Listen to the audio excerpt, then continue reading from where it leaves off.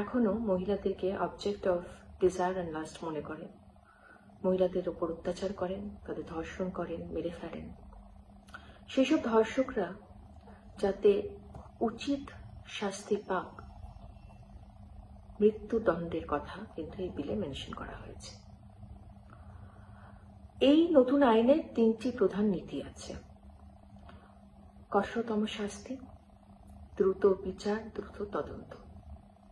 আর এই পুরো ব্যাপারটা যাতে স্বচ্ছভাবে হয় তার জন্য যাতে অপরাজিতা টাস্ক ফোর্স গঠন করা যায় সে কথাও কিন্তু এই বিলে মেনশন করা হয়েছে। ধর্ষণ একটি সামাজিক ব্যাধি হয়ে দাঁড়িয়েছে, and it's spreading in the society like an epidemic। আর তার জন্যই এই বিল পাশ করা হয়েছে।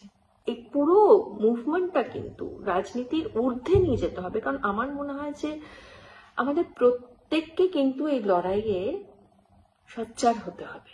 এই রাজ্যের একজন সিটিজেন হিসেবে আমি সবাইকে এইটুকুই অনুরোধ করব যে বাংলার মানুষ হিসেবে আমাদের এটাই কর্তব্য যে আমরা যে ডায়লগ শুরু করেছি তিলোত্তমার জন্য সেটা আমরা এগিয়ে নিয়ে যাব এবং আশা করব যে আমাদের তিলোত্তমা যেন জাস্টিস পায়।